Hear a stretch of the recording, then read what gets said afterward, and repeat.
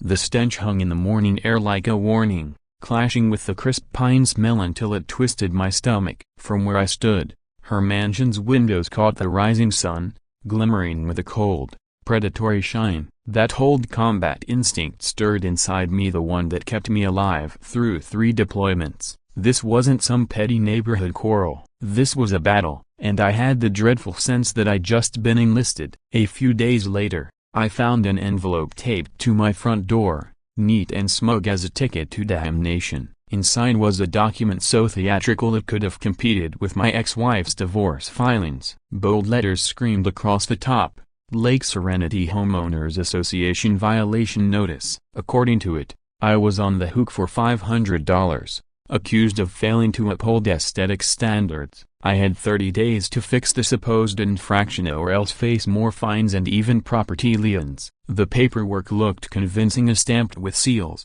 stacked with case numbers, and packed with intimidating legal jargon, enough to make the average homeowner cave instantly. But to me, it was nothing more than expensive scrap paper. Still, I knew most people wouldn't see through it. Time for intelligence gathering. The courthouse basement in Cedar Falls smelled of cracked leather and forgotten dreams. Dust floated under the flicker of fluorescent bulbs like ghosts of old bureaucracies. My military years had taught me that the best intel comes from the clerks who've been pushing paper longer than you've been alive. That's how I found Dolores, a 70-something county clerk with arthritic hands and sharp eyes. "Another one caught in the hose net, sweetheart?"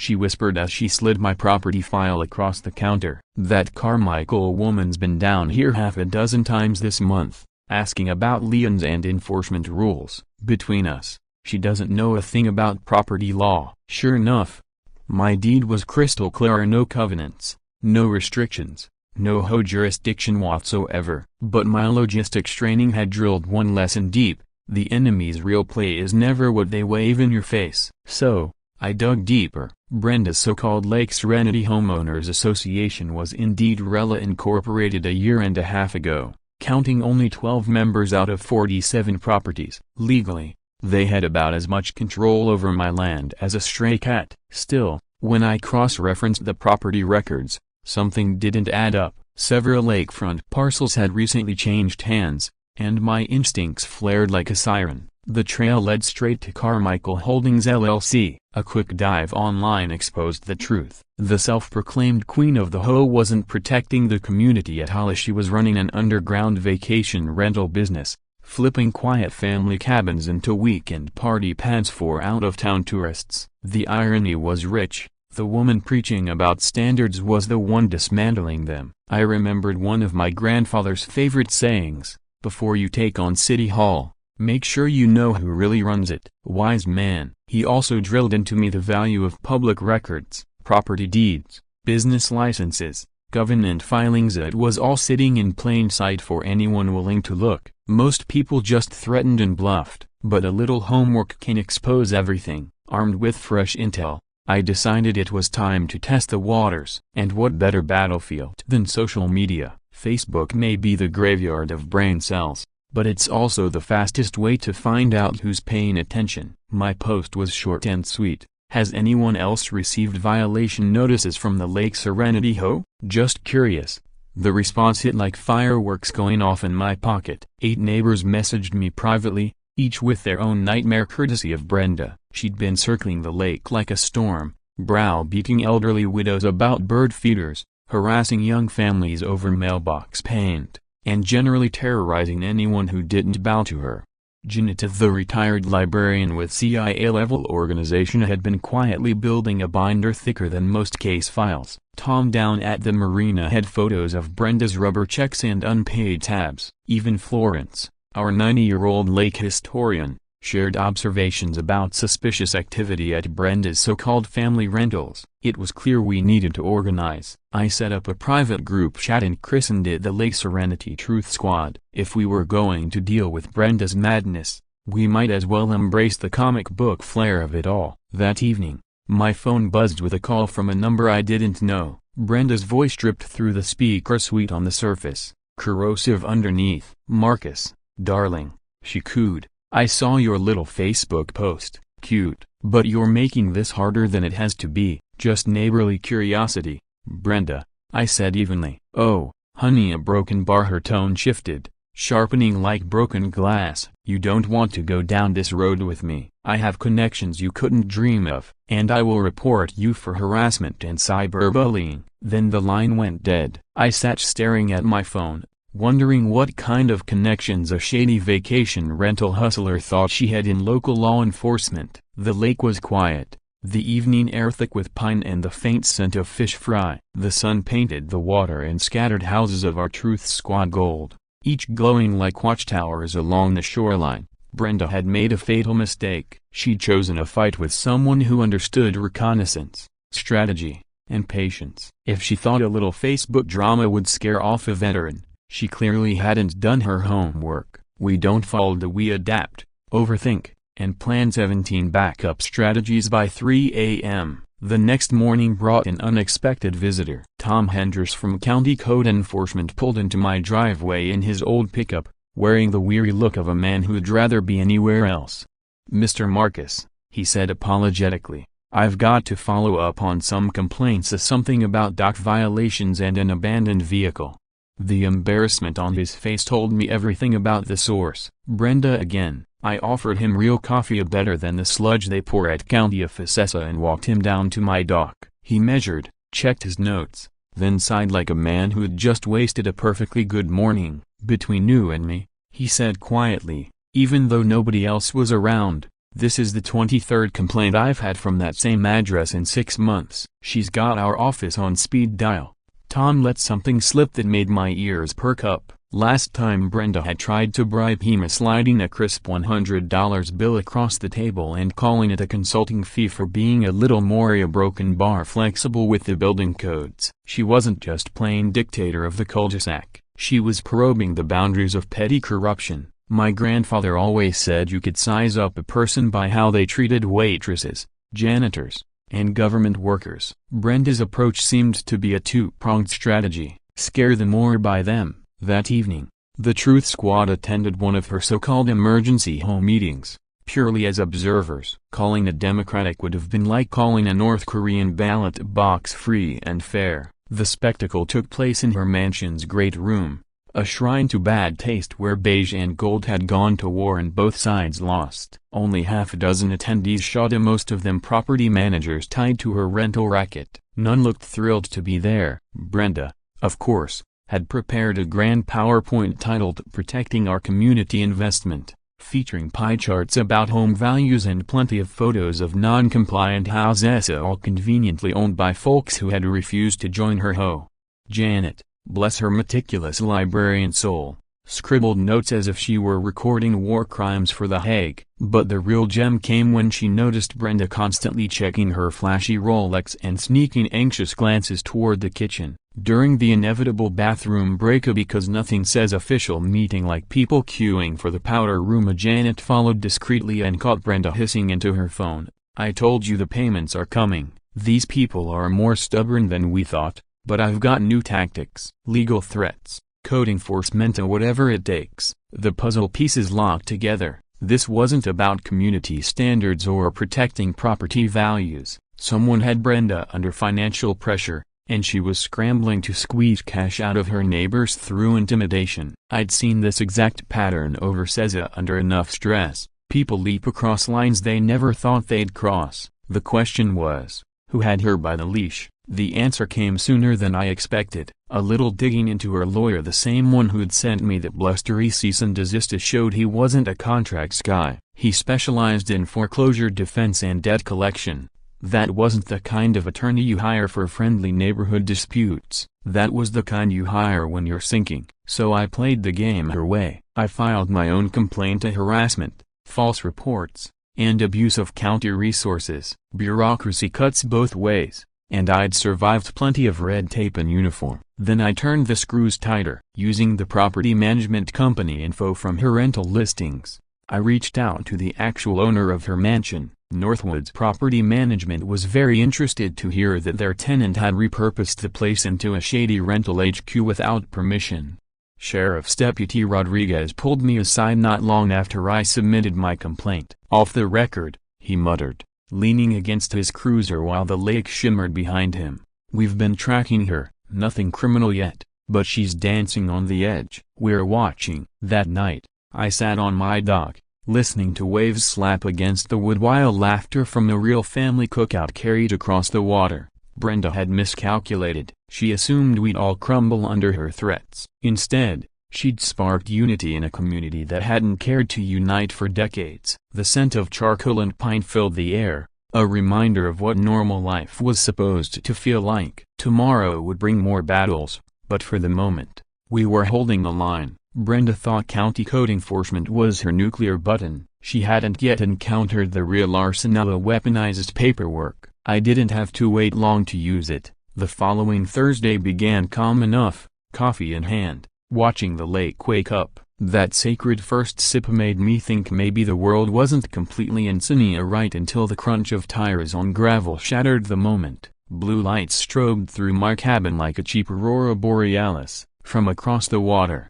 I could almost feel Brenda's smug grin radiating off her deck. Two officers stepped out of the cruiser. The younger one had the fresh, earnest look of someone who still believed every call was a genuine emergency. His partner, older and carrying sergeant stripes, wore the expression of a man who'd seen every flavor of nonsense and wasn't eager for another. "Mr. Marcus," the younger officer began, "we've had reports of trespassing and threatening behavior toward a female resident. I invited them inside for coffee because if you're going to be falsely accused at dawn, you might as well offer hospitality." The older Copa Sergeant Peterson, according to his tongue, accepted gladly, probably because he knew the sludge served in government offices tastes like despair mixed with burnt rubber. "Sir," Peterson said as he eased into my grandfather's creaky kitchen chair, "we're required to respond to every call. But, between us, this one doesn't exactly pass the smell test." That's when I brought out my ace in the hole: documentation, property deeds, security footage, complaint logs, of the full paper trail of Brenda's harassment campaign. One of my strongest weapons came courtesy of Tom, the code enforcement officer. His written statement about Brenda's attempted bribe was gold. The Army taught me that paperwork can topple armies, and in this war, the balance was tilting hard in my favor. Sergeant Peterson studied the footage Brenda claimed proved I'd been threatening her. What it actually showed was me helping Florencia, our 90-year-old Navarra, load her fishing gear into her car, while Brenda's shadow lingered in her window like some bargain bin spy thriller villain. The so-called trespassing happened on a public access road, one that had been open longer than Brenda had been alive. The fresh private property signs she'd hammered up overnight didn't make it hers, no matter how fancy they looked. Peterson muttered at the screen, shaking his head. "Either you're the most polite terrorist in the Midwest, or somebody's pulling our leg." While the officers sifted through my files, my phone buzzed. It was Dave Morrison, the private investigator I'd hired. By day he worked the counter at the tackle shop. By night he could probably win an arm wrestling contest with a black bear. His report read like bad Pulp Fiction. Brenda Carmichael owed $47,000 in unpaid HOA. Ironically, to her last community back in Minneapolis. She'd been sued, lost, and clearly learned her intimidation tactics the hard way. On top of that, she owed money left and right to contractors, banks, credit card companies. Her specialty was stalling with legal threats until people gave up and took pennies on the dollar. But Dave had uncovered something far juicier. Her rental scheme broke 3 zoning ordinances, all while operating without a business license. According to the county, her vacation rental business didn't exist on paper. She'd been running it completely under the radar, lecturing neighbors about rules she herself ignored. Meanwhile, the Truth Squad had grown to 15 members, each armed with their own Brenda nightmare. Tom at the marina revealed she owed him over $3,000 in dock fees and had threatened to sue him for discrimination when he demanded payment. The hardware store owner had video evidence of Brenda buying supplies, then disputing the charges as defective materials she never returned. Her playbook was obvious: weaponize the legal system, scare people into dropping legitimate claims, and skate away without paying a dime. Peterson closed my file and let out a long breath, the sound of a man realizing he'd been chasing smoke. "Mr. Marcus," I'd strongly recommend filing charges for false reports. This woman's been using law enforcement as her personal muscle. That ends now. The crunch of gravel under the squad car's tires as they drove away sounded a lot like victory. From across the water, I caught Brenda's silhouette fading from her window. The lake mist was burning off, carrying the smell of pine and the promise of a turning tide. The next morning, my lawyer was waiting with news. The tone of his voice suggested Brenda's empire wasn't just cracking, it was about to implode. Arthur Peden had been my grandfather's lawyer since the Carter years. At 78, he still dressed like every hearing was in front of the Supreme Court. His office smelled of leather, cigars, and history, with walls lined in law books stacked high enough to crush the unprepared. "Marcus, you'd better sit down," he said, adjusting his wire-rimmed glasses like he was about to reveal state secrets. He spread a collection of documents across the mahogany desk: property deeds, trust agreements, incorporation papers, all with signatures and dates I'd never seen before. "When your grandfather passed, you inherited more than the cabin," Arthur explained, his tone carrying the weight of revelation. "Back in 1987, he set up the Northwoods Property Trust as a shelter. And you, Marcus, hold a 60% controlling interest in that trust." The trust, Arthur revealed, wasn't just a paper shield, it held 4 lakefront properties. My coffee mug froze halfway to my mouth. 4 properties, including the $800,000 mansion where none other than Brenda Carmichael currently lived. The realization hit like a slap with a wet fish. I'd been battling my own tenants without even knowing it. For 3 years, Brenda had been paying rent through a property management company, which quietly deposited the money into an account I never realized was mine. The woman harassing me about community standards was literally funding my bank balance every month. Arthur slid a lease agreement across the desk, thick enough to stop small-caliber rounds. "Your grandfather was meticulous. This lease contained strict terms of peaceful enjoyment of neighboring properties, bans on unlicensed businesses, and a clause about maintaining community harmony. Miss Carmichael has managed to violate at least 14 sections." The irony was too perfect. Brenda had been terrorizing her own landlord, falling behind on rent, and running illegal businesses, all while systematically disturbing other tenants in the trust. "How far behind is she?" I asked, though I already suspected the answer. 2 months, Arthur said, adjusting his glasses. With late fees adding up, the property management company was preparing eviction proceedings, but they need trust approval. "That means you." I stared at the papers, my mind flashing back over 3 years of mystery deposits I'd written off as some inheritance quirk. Suddenly Brenda's desperation made sense. She wasn't just juggling harassment complaints and zoning violations, as she was on the brink of losing the headquarters of her entire rental empire. "She doesn't know I'm her landlord, does she?" I asked. Arthur's weathered face split into a sly grin that belonged in a courtroom victory portrait. "Not unless she's smarter than her recent antics suggest." The strategic weight of it all hit me. I could evict her immediately, with airtight legal justification. But my grandfather always said true power lay in knowing when not to swing the hammer. "What would you recommend?" I asked. Arthur leaned back, his old chair groaning like timbers in a storm.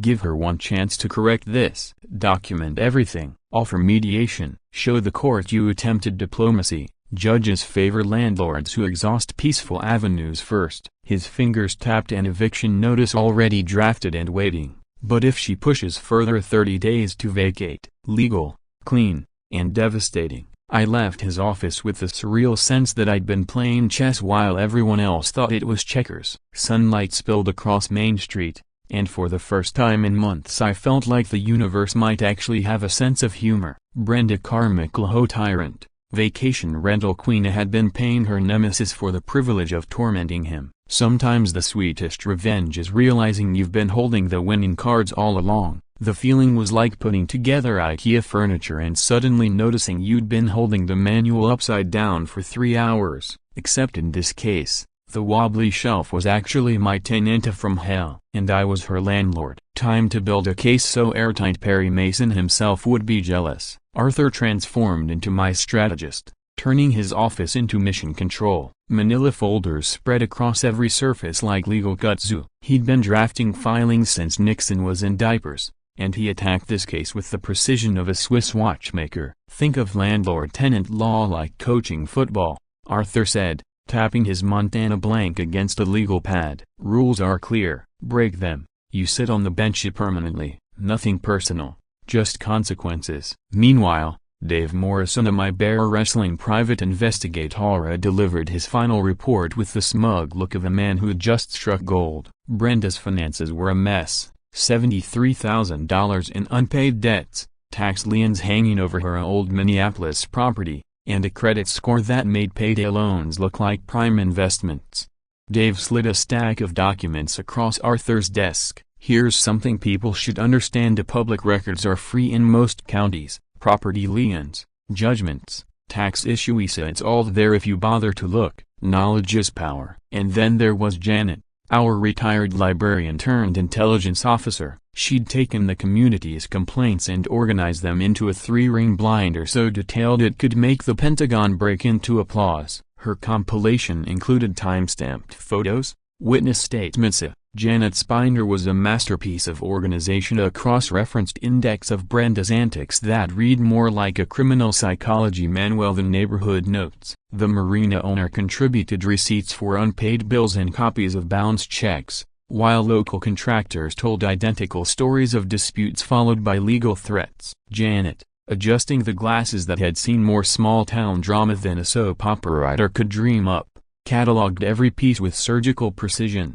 Sheriff's Deputy Rodriguez, who'd been tracking Brenda's complaint history with the dedication of a bloodhound chasing a bacon trail, stopped by to add his own perspective. "Document everything," he stressed, leaning against Arthur's filing cabinet. "Courts want to see you tried to act like reasonable people before things got ugly." It felt less like a neighborhood spat and more like planning a military campaign. If that campaign involved retired librarians, veteran lawyers, and fed-up neighbors plotting the collapse of a short-term rental empire. I added extra security cameras with audio recording, turning my property into something resembling a federal courthouse. "Perfectly legal to record on your own land in most states," Arthur noted, flipping through a law book heavy enough to deflect a pistol round. "Always check local statutes first, but hard evidence beats he said she said every time." Together we drafted what Arthur called the escalation protocol, a step-by-step plan designed to give Brenda every chance to back down while documenting her refusal at every turn. Step 1. Approach her as a concerned neighbor and suggest mediation through the county, if she refused. Step 2. Publicly reveal the landlord-tenant connection at the next town council meeting. Janet dove into Robert's Rules of Order as though preparing for a Senate hearing, while Arthur prepared notice templates for every imaginable outcome, complete with backup strategies ranging from zoning enforcement to potential criminal charges for filing false police reports.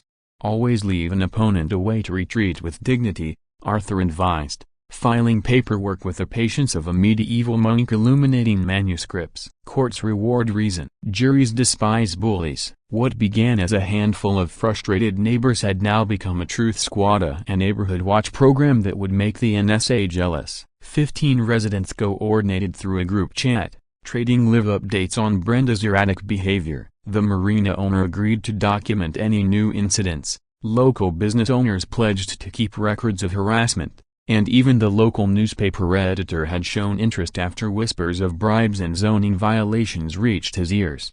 The whole thing began to feel like a heartwarming community project, except instead of potlucks and musicals, we had affidavits and surveillance footage. Elderly residents installed cameras of their own. Others started accompanying more vulnerable neighbors on errands so Brenda couldn't corner them alone. One evening in Arthur's office, surrounded by stacks of evidence, the faint scent of old law books mixing with Janet's fresh-baked cookies and Dave's lingering cigar smoke, it struck me we hadn't just built a case, we'd built a community that refused to be pushed around. The next day, I would give Brenda one final chance to step back gracefully. But the nuclear option was ready, locked, and waiting. If she thought our growing network was just idle neighbor gossip, she was missing the tactical reality closing in around her. And then, right on cue, Brenda crossed the line. Her sabotage began quietly, graduating from petty harassment to outright criminal behavior. She stalked our truth squad on Facebook,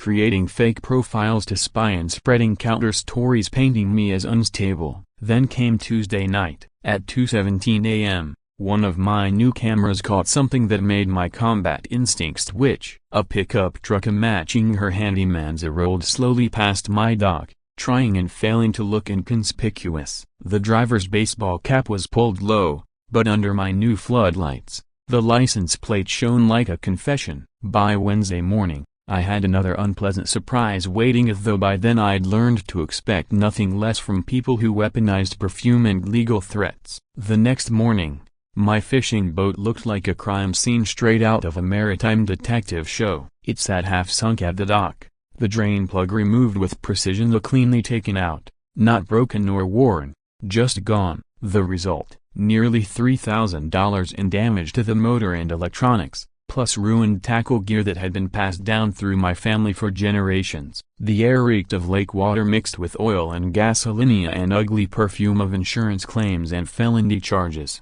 But here's where Brenda's downfall really began, as she still didn't understand how evidence works in the modern world. My cameras had caught every second in crisp high definition, audio included. Her handyman could be heard grumbling about crazy lady jobs while tampering with the boat. I filed the police report with the same disciplined thoroughness I'd been using to log every incident. Deputy Rodriguez arrived within the hour, studied the video, and shook his head like a man watching tax dollars sink into the lake. "This isn't a dispute anymore," he said flatly, inspecting the drain plug's absence. "Over $1,000 in damage makes it felony territory. Your electronics alone seal it." While I worked with insurance adjusters and mechanics, Brenda spiraled. Truth Squad updates painted a picture of someone unraveling in real time. She was approaching elderly neighbors like a cult recruiter, demanding they pick a side in what she now called the Lake War. Florencia, 90 years old, sharp as ever, told her exactly where she could shove her loyalty oath,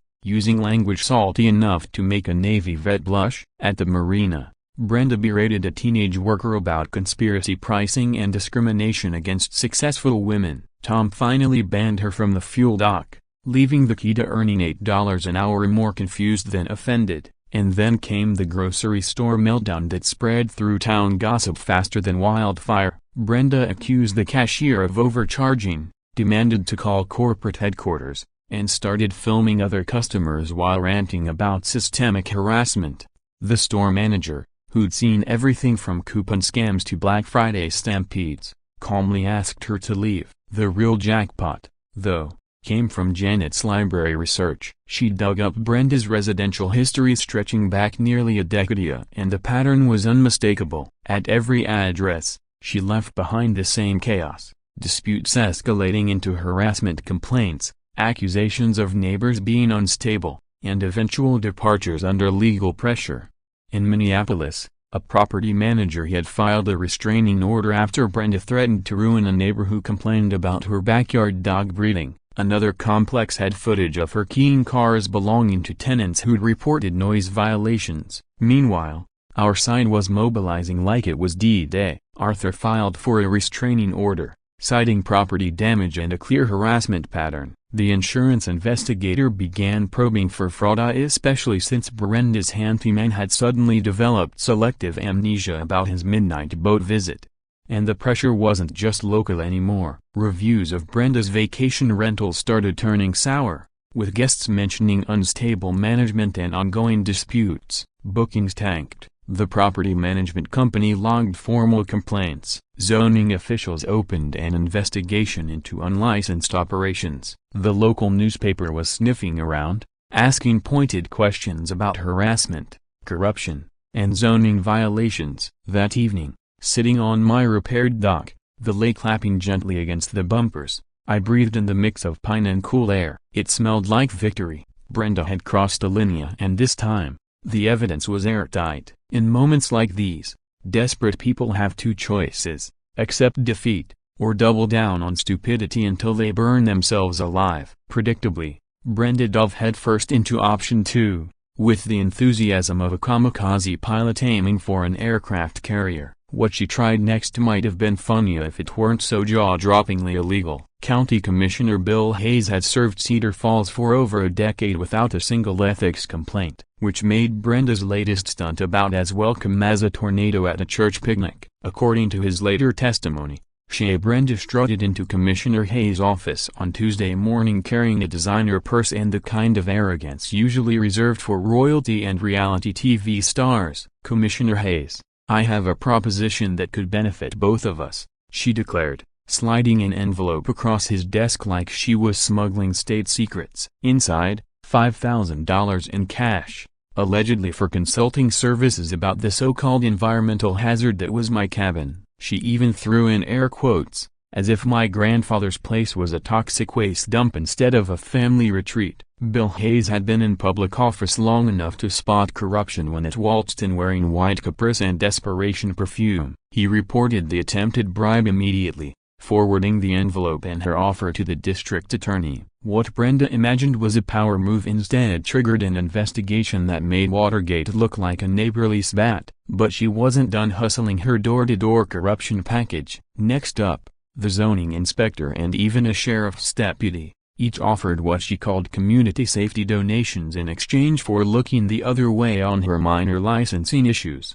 Carl, the zoning inspector, a man who treated building codes like Holy Rita, actually wore a wire during their second meeting. The recording was so clear you could hear Brenda's bracelets jingling as she counted bills, explaining how Marcus, the dangerous veteran, needed to be relocated for safety reasons. Deputy Rodriguez, meanwhile, logged her bribe attempt in a textbook-perfect report on how not to influence law enforcement. In a matter of days, she'd managed to turn a lakeside squabble into a felony corruption case. When Arthur called with the news, his voice had that careful lawyer's tone, a professional, but edged with satisfaction. "Marcus, she's staring down potential prison time. Bribing public officials is a felony. Serious consequences." I wasn't sure how to feel. My army training had prepared me for firefights, not watching a neighbor implode in slow motion. I'd wanted justice, not the slow-motion collapse of a human being. But Brenda had drawn this battlefield herself,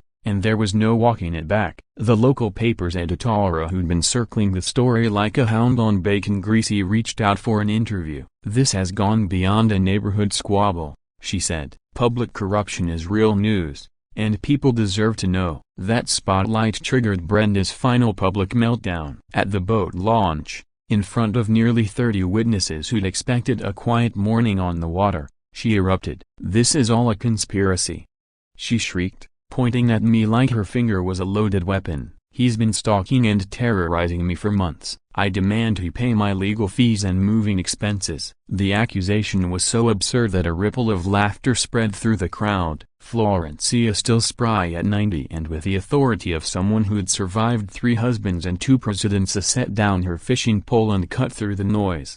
"Honey," she said, her voice clear enough to silence the launch, "I've lived on this lake for 60 years. That boy hasn't done anything but fish and mind his business. You're the problem, running around here with lawsuits and threats like some kind of legal terrorist." The crowd broke into murmurs of agreement, heads nodding like a Greek chorus of common sense. Phones came out, recording the spectacle for posterity and, inevitably, social media. Realizing she'd lost her last shred of community support, Brenda stormed off, shouting threats about real lawyers she clearly couldn't afford.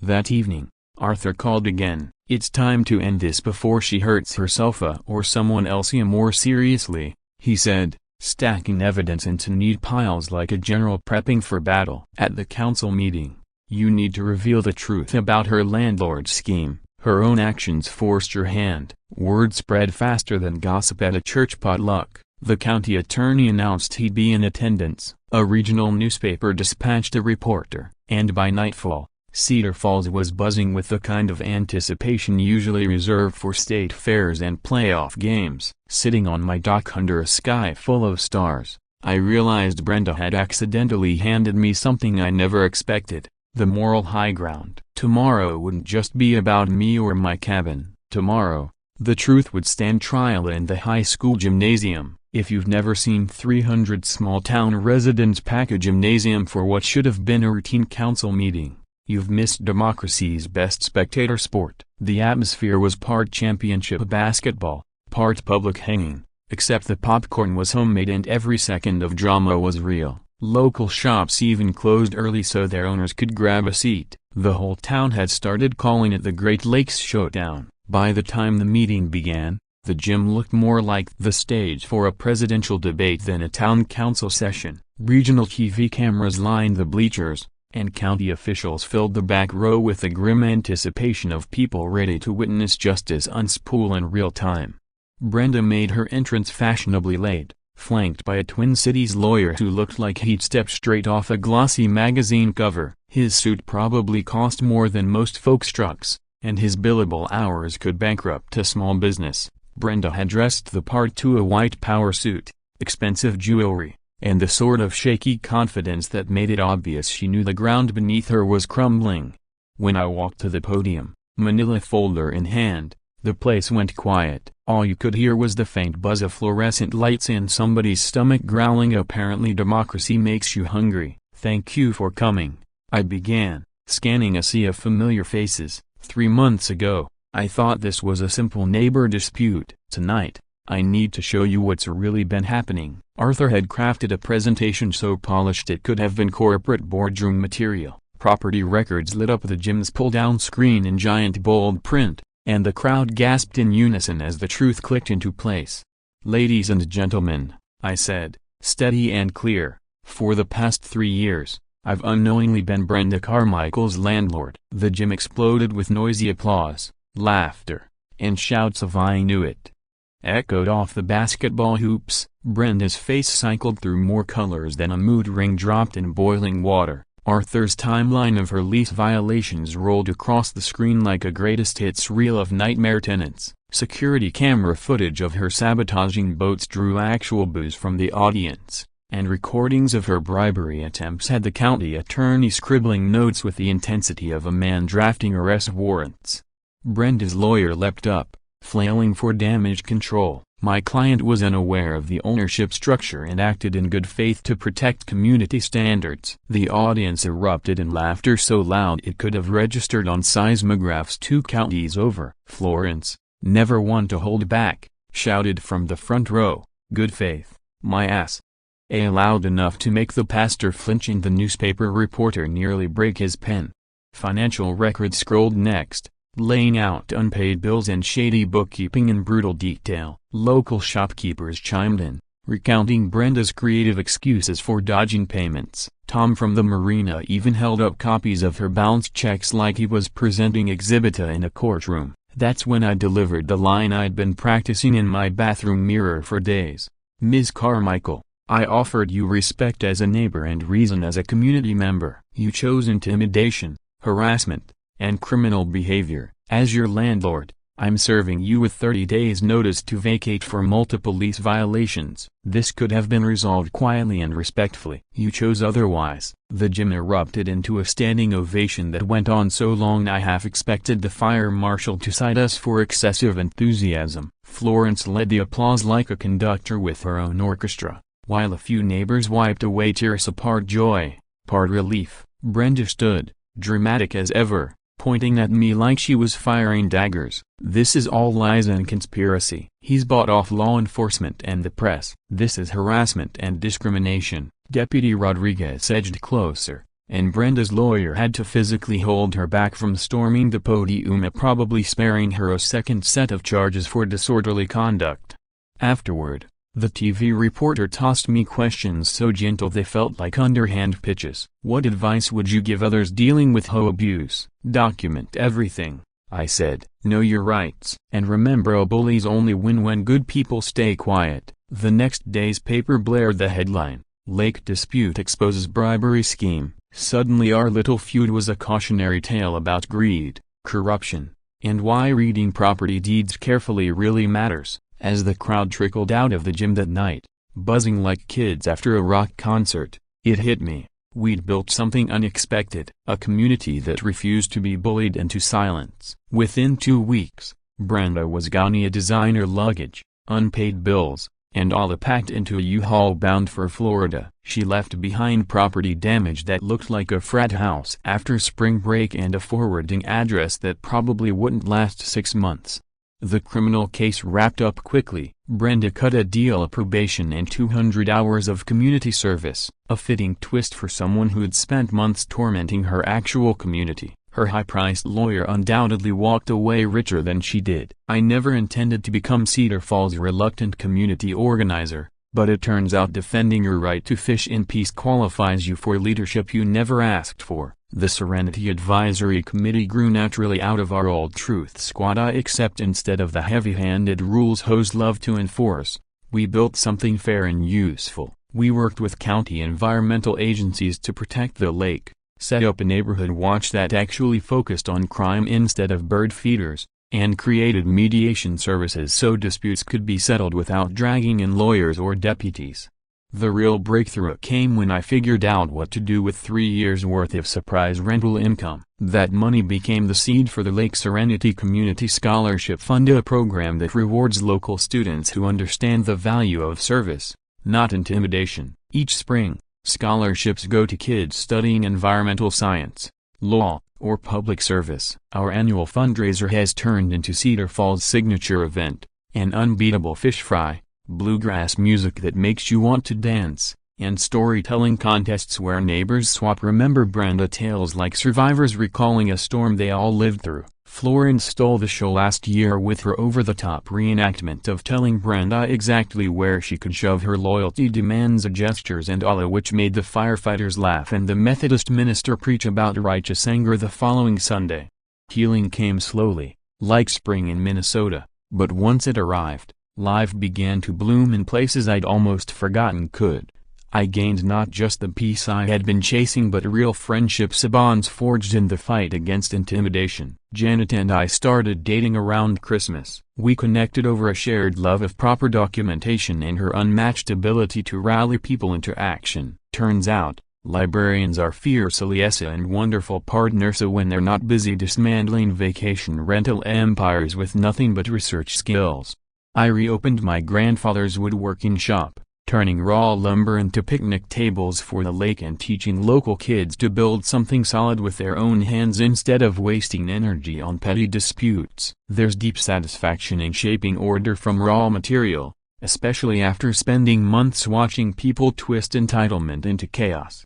Our lake conservation program has grown into a statewide model. Volunteers pull invasive species during weekend cleanups, while elementary students test the water and learn that protecting the environment is a team effort, not a courtroom battle. State agencies now point to Lake Serenity as proof that a community working together can accomplish remarkable things. I've boiled the whole experience down to 3 hard-earned lessons every homeowner should know. Always check deed restrictions before you buy. Half of what hosts claim isn't even legally enforceable. Public records searches are free, and they'll tell you everything you need to know about liens, judgments, or business licenses. Knowledge is stronger than intimidation. Good security cameras and meticulous documentation will protect you better than the most expensive attorney. Media attention turned our little saga into inspiration for neighborhoods everywhere battling HOA abuse. I've been invited on to property rights podcasts, spoken at city meetings about harassment prevention,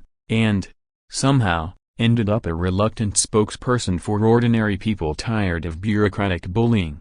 Just last week, Janet mentioned her sister's fight against predatory towing companies in Duluth. Same intimidation playbook, she said, sliding over paperwork that set off my finely tuned bully radar. Interesting, I told her, sipping coffee that tasted like victory and fresh possibilities. Dave Morrison's investigative services are still only a phone call away. This morning, as the sunrise painted Lake Serenity in gold and loons called across the still water, I heard my grandfather's words echo back to me. Sometimes standing up for yourself means standing up for everyone.